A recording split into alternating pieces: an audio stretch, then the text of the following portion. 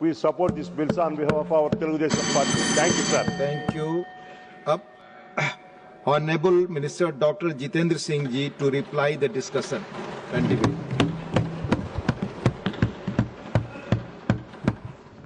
धन्यवाद सभापति महोदय। सबसे पहले तो I have to thank all the honorable members who have given their valuable inputs. We had Mr. Jairam Ramesh ji, we had Kiran Chaudhary ji, Sagarika Ghosh ji,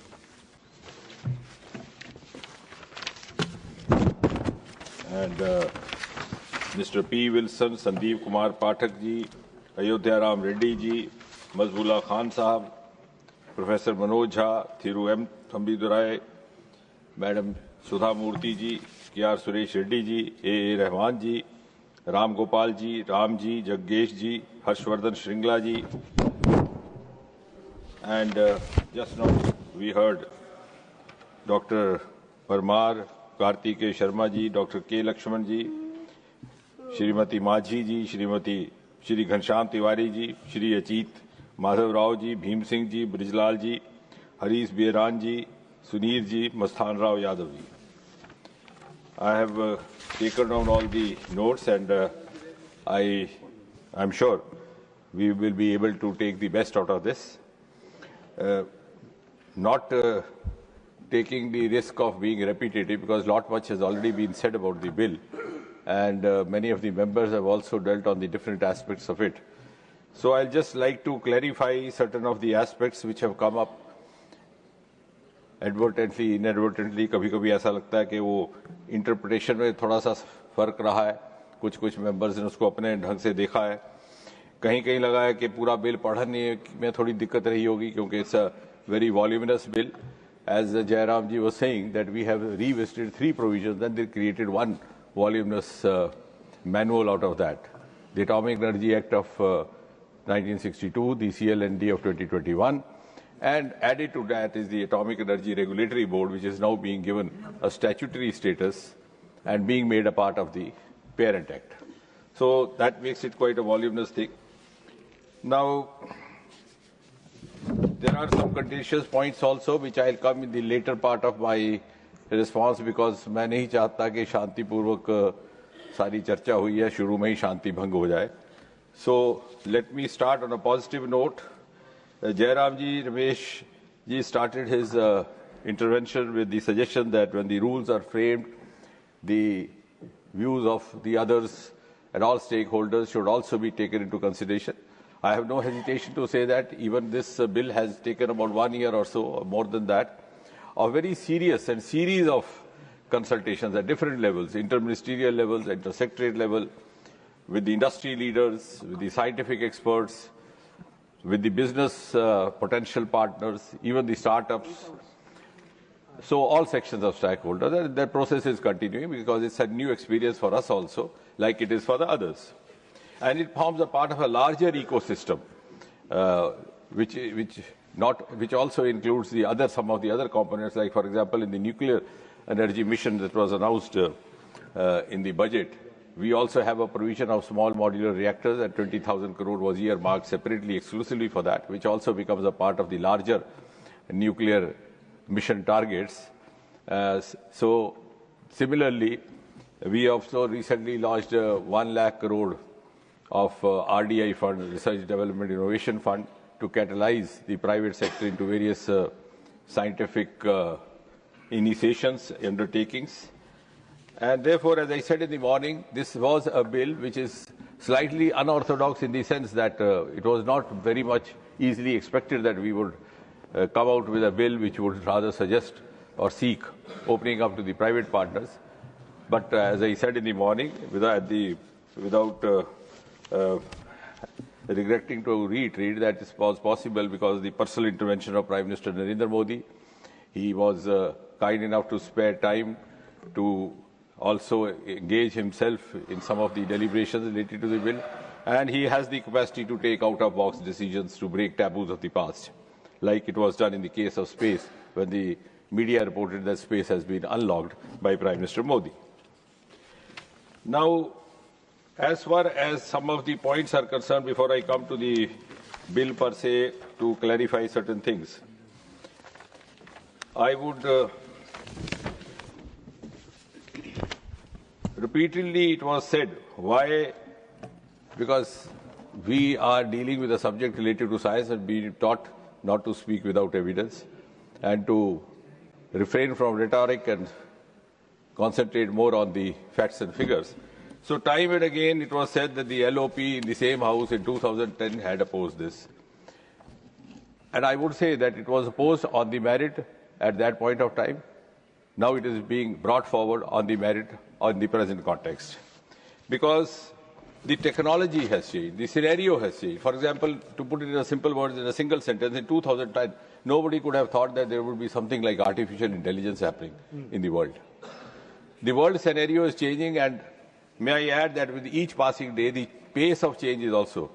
Like, for example, when Aditya was to enter the solar zone, and since we were waiting for it, and then they said, at midnight passed, and they said it would happen early morning. So we thought we could catch up with a few hours of sleep, but it happened even before that. So the change is rapid and change is very dynamically happening.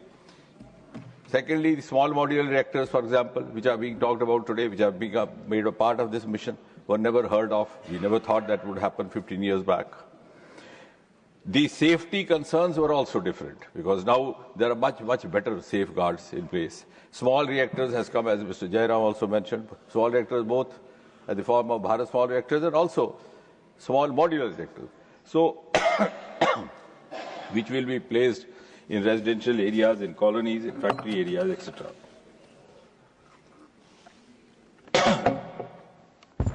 And therefore, in order to, as I said, the fruits, the outcomes of various other openings to the private participation have been very rewarding. Like one of the members rightly mentioned, the electricity opening up and immediately taking up our outcomes, like the telecoms and very recently the space, which was also very unorthodox decision. And as I said, when we talk about evidence, when we opened up space about 5 years back, our space economy was dismal. Today it is $8 billion, and the pace is so fast that in the next 8-10 years we hope to go up 5 times to $45 billion. The concept of space startups was unheard of. Today we have over 300 startups in the space sector. Some of them have turned multi-millionaires, and some of them global potentials.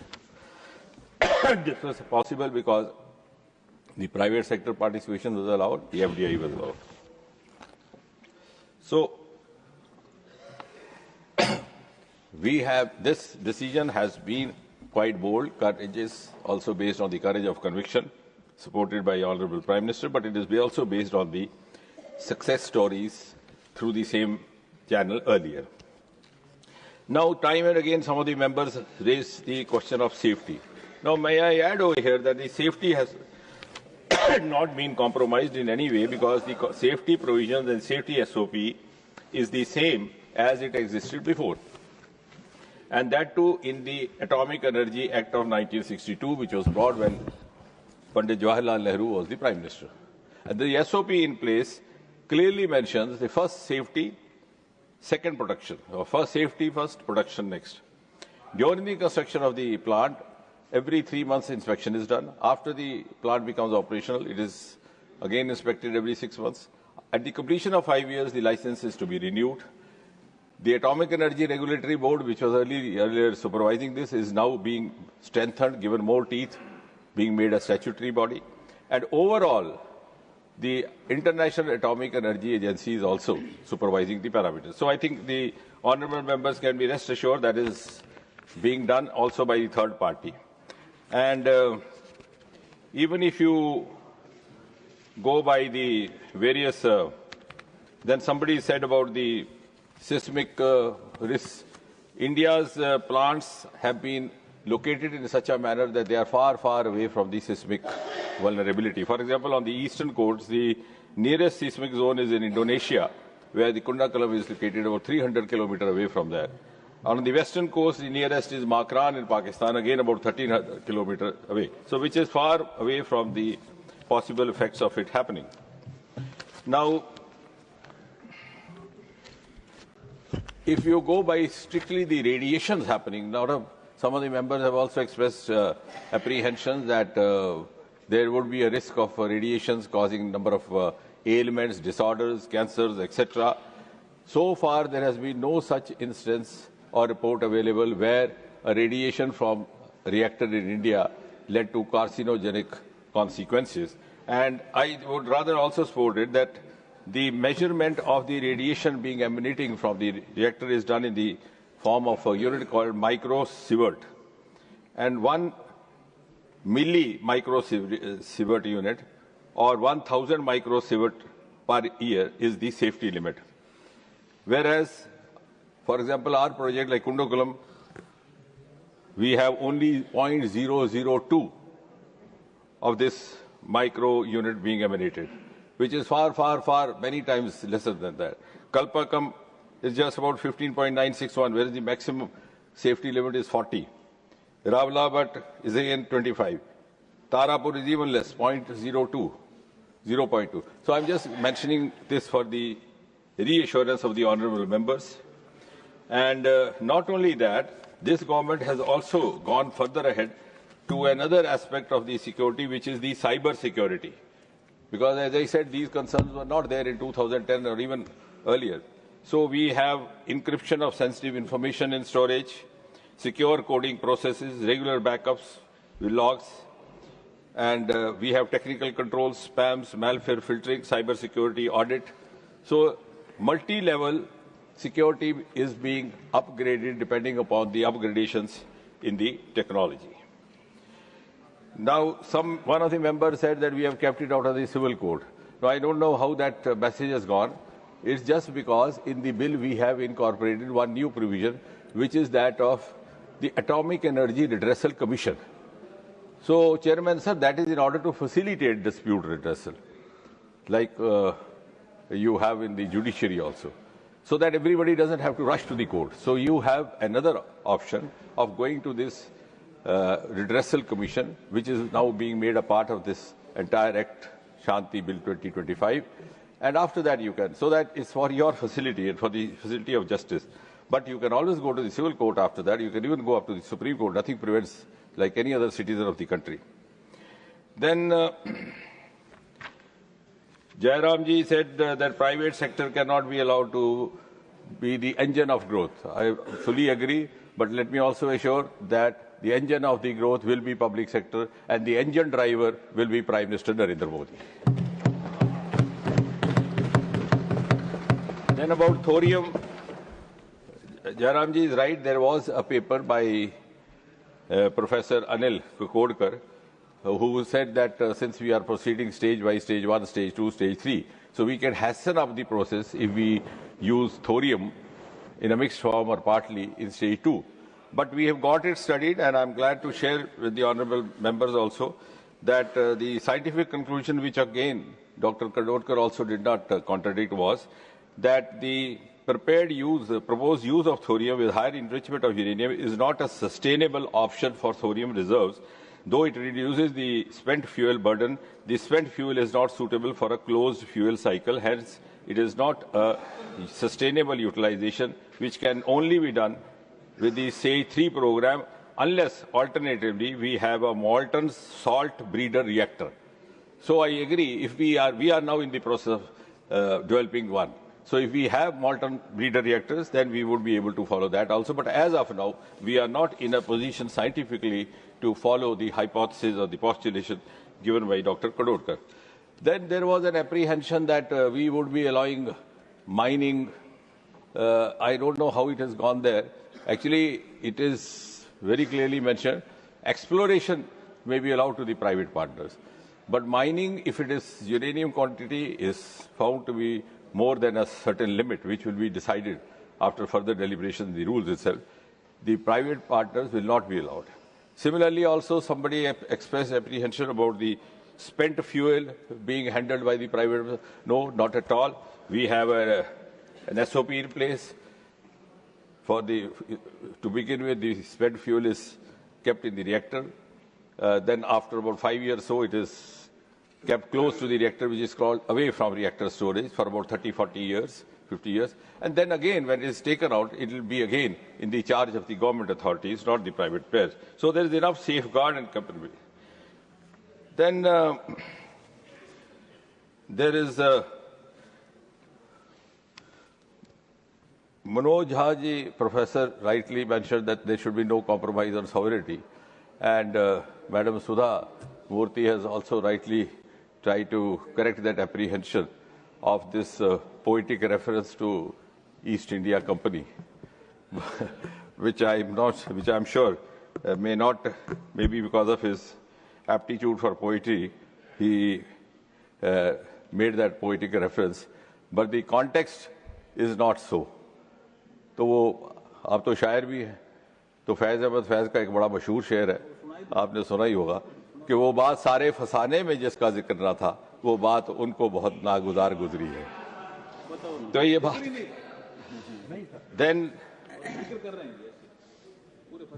then there has been, अच्छा, Professor Saab again mentioned one more, that US model is not the best practice. We are open to adopt best practice suited to Indian conditions, also not compromising with our own practices as well as our traditional knowledge. Maybe he was speaking conditioned by what we have witnessed in the past government. And therefore, with your permission, Chairman Sir, I refer to page number 103 of the book One Life is Not Enough by late K. Natwar Singh Ji.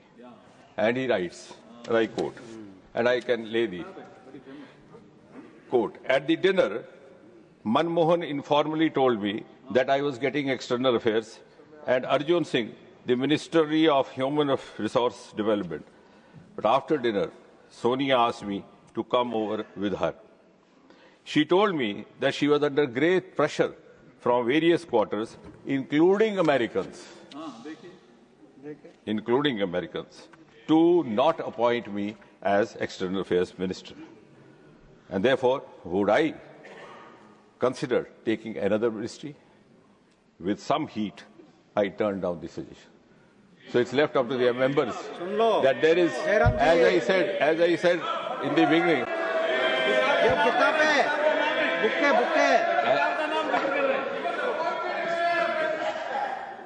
I respect you, Jairamji. As I said, I would not speak in the beginning because I didn't want to bhang the Shanti right in the beginning. But as I have to put the record straight. Please. किताब का नाम ले रहे, किताब का.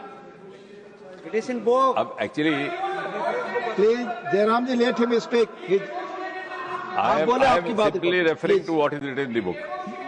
So, as I said, I will not speak without evidence. So I am there with evidence to each and every. Then, कोई और बात रिकॉर्ड पे नहीं, please. Then, again and again, it was referred by Ma'am Sangrika also, so-called high-profile cronies, government favorites.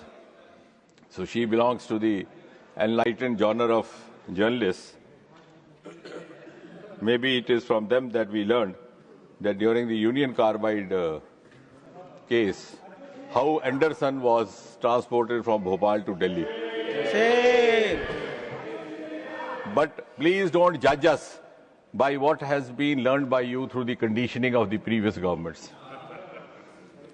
Or, if you permit me, even the case of Ottavia Quartarocci, whose lookout, and you reported, your journal reported all this, whose lookout was cancelled in Argentina.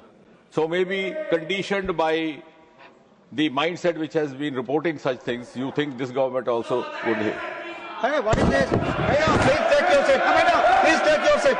You are not allowed to speak. Please, let him speak.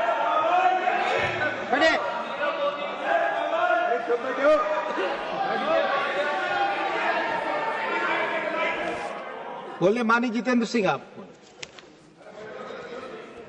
What? I have not spoken a word without quoting facts. Whereas what you said was आप without बैठ facts. कर ना बोले You please made allegation of the Without government's facts. crony friends. You, Chairman sir, if I was to respond, I have to put the record straight. There were allegations of government's crony friends, government-friendly business houses, without giving any facts, without laying any evidence. I have laid evidence. So what is wrong? And I have learned from you only because you belong to a learned journal. Anyway, now sir, coming to the body of the bill, because I won't take long, because I believe the next bill is going to be, as I mentioned in the morning also, despite all the measures taken by the government, it was still realized that we need to do much more, and the investment also needs to be much more. As was mentioned that in the earlier government, the former Prime Minister also said that we will go up to a certain limit of gigawatts by 2020, but that could not happen. And it is understandable because we were bound by certain self-imposed constraints. So we have sought to undo those. The liability clause, yes, and then there was also a mention that the environmental damage is not being taken care of. If you see Chapter 2, the definition of nuclear damage has been expanded, and now it also includes the environmental damage. Then, as far as Section 3 is concerned of the Chapter 2, that defines the various tasks that can be undertaken with the public participation jointly, otherwise. But there are also embargoes which are given in Section 9, which include the source material and fissile material will be in the authority of the government, in the jurisdiction of the government. The spent fuel, again, would be government property. The heavy water, though that may not be that dangerous a prospect, but still, we are not taking any chances. It's just D2O, just as water is H2O, this is nitrous oxide, so it changes little its chemical and proton so that it has a longer life and plays a coolant role. But still, we are not leaving it to risk so that it is not subject to any risk of misuse. Now, this new redressal commission is what is being introduced that I mentioned already, and the duties of the licensee and the authorization holder have been very strictly defined as far as the operations are concerned, as the compliance is concerned. Even the transportation of the nuclear material will be guarded by certain safeguards. The responsibilities have been fixed. Now, it's also not that the supplier will go scot-free. That's not. That is up to the operator. Operator is free to have an understanding or a written agreement with the supplier, and then it is between him and us. But as far as the government is concerned, we will be dealing only with the operator. So it is same as it was in the CL&D of 2010, the Section 16. There were three clauses, A, B, C. So B was the one which was referred to the recourse of liability to the supplier. That has been removed. The others remain the same, which includes what I have already mentioned. And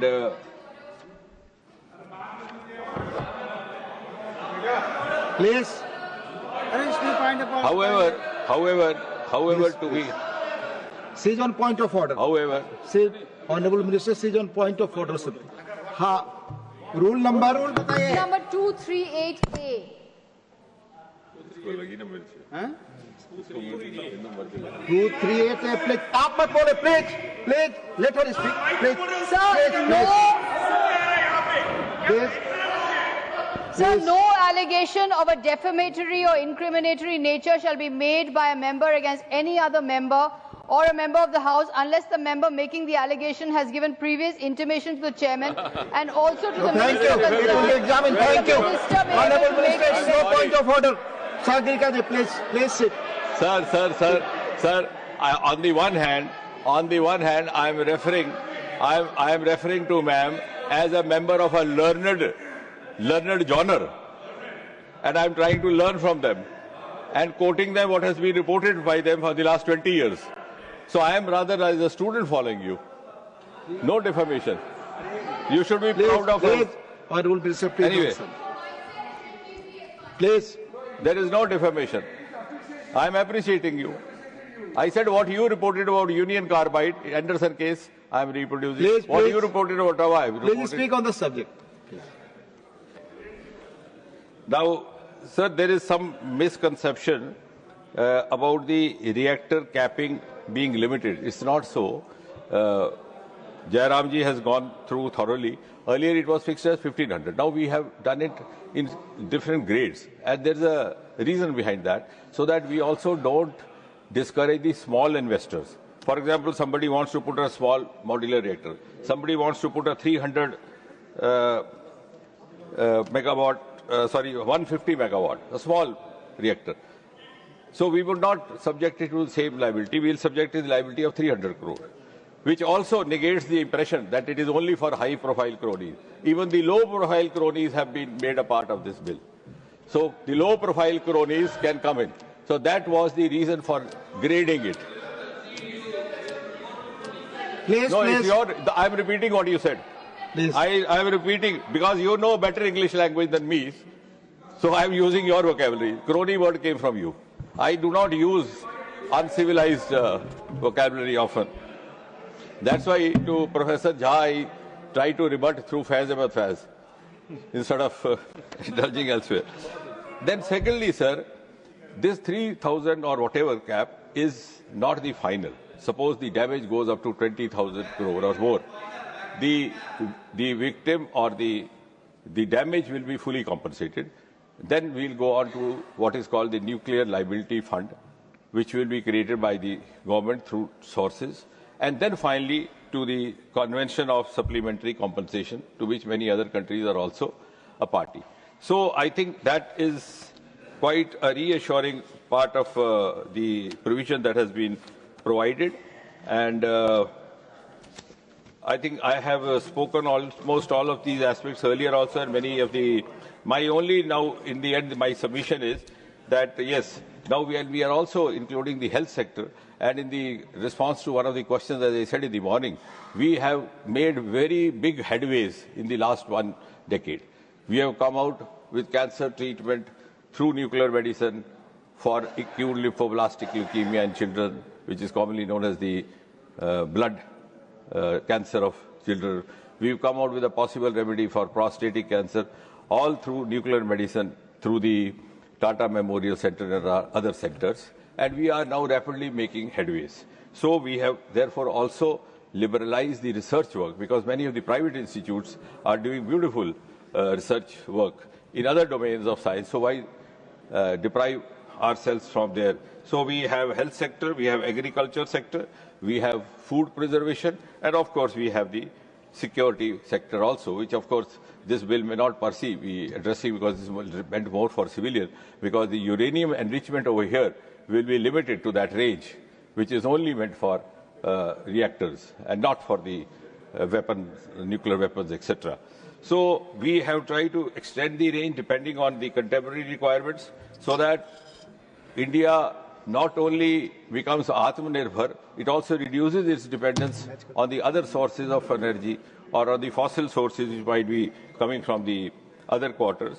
And our target is therefore by 2025, we have already reached 8.9, 2032, 22 gigawatt, 2037, 47 gigawatt, 2042, 67 gigawatt, and 2047, if we are able to follow the roadmap that we have envisaged, we will be 100 gigawatt, and we would be contributing nearly 10% of the energy requirement. And the energy requirement, as some of the members very rightly put it, will be highly dependent on the nuclear source also, because when we have artificial intelligence coming in a big way, this will be the most reliable, steady 24/7 source of energy, unlike some other renewable sources. So I am sure all of us are on the same page. We would move together in good spirit, and wherever there are concerns and wherever there are inputs, we are welcome, we are ready to entertain them as we move on, even during the formation of rules. Thank you very much, Chairman, sir.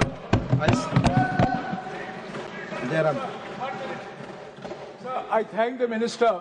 I thank the minister for an exhaustive reply. I just want to bring to his attention one fact.